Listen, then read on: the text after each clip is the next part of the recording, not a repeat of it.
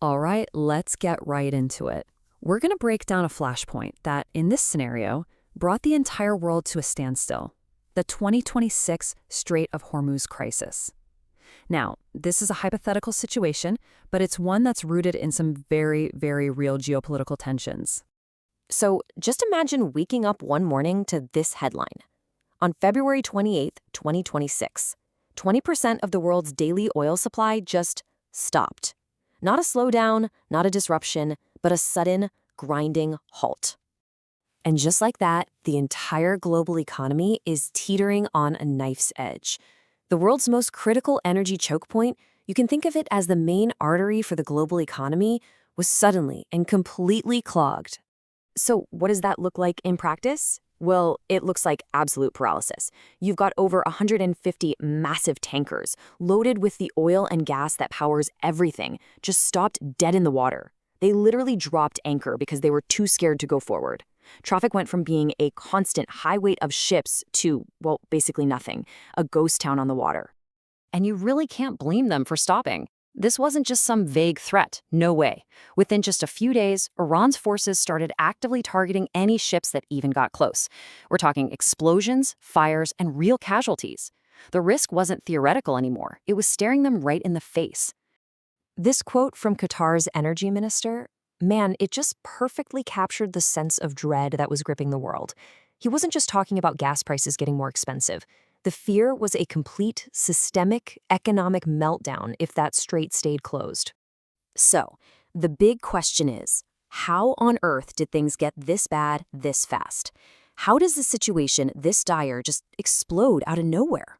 Well, let's trace the events that lit this whole powder keg key. The escalation was just breathtakingly fast. It all started when nuclear talks fell apart the year before, so tensions were already simmering. Then, bam, February 28th, a joint U.S.-Israeli strike kills Iran's supreme leader. Iran's retaliation was immediate. Missile strikes on U.S. bases all across the Gulf. And just 2 days after that, the official declaration came down from the Revolutionary Guard. The Strait of Hormuz is closed. A tit-for-tat that spiraled into a full-blown global crisis in less than 72 hours. Now, to really get why this is such a massive deal, you have to understand what the Strait of Hormuz actually is.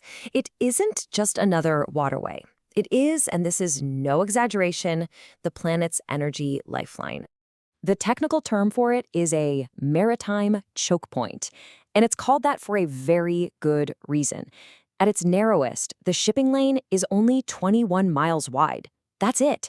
So if you plug up a tiny channel like that, the ripple effects for the entire world are, well, they're just enormous.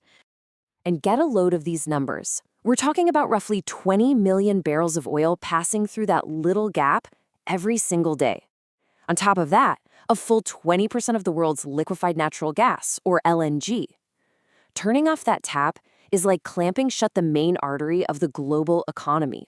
So who feels that pressure the most? A staggering 84% of all that crude oil is headed straight for Asian markets. We're talking about industrial powerhouses like China, India, Japan, and South Korea. Their economies are profoundly dependent on this one single waterway, which makes them extremely vulnerable to this kind of disruption. As you can probably guess, the economic fallout wasn't a slow burn. It was an instant explosion. The shockwaves slammed into global markets almost immediately. Just look at what happened to the price of oil. On Friday, February 22nd, Brent crude was trading at about $67 a barrel, normal enough. By Monday morning, it had skyrocketed to $92. That's a jump of over a third in one weekend, and all the analysts were warning it would easily blow past the $100 mark. And it wasn't just oil. With all those Qatari LNG shipments halted, European natural gas prices surged by more than 50%, almost overnight. You can just imagine what that means for people's heating bills and for the cost of running factories.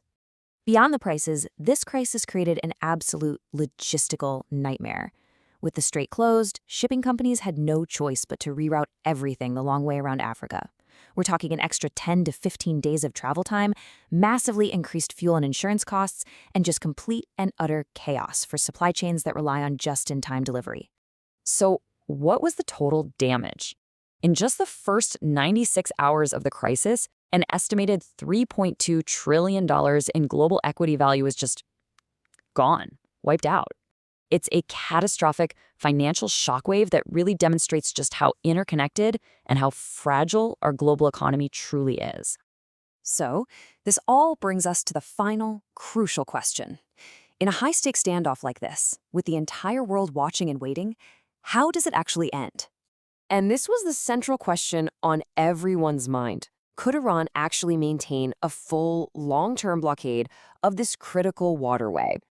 Well, according to most military and economic analysts, a permanent blockade probably wasn't the real strategy. See, Iran also relies on the strait for its own exports, so a total closure would be self-defeating. The more likely scenario was a sustained campaign of pressure, intermittent attacks, creating a kind of tanker war, making insurance costs impossibly high.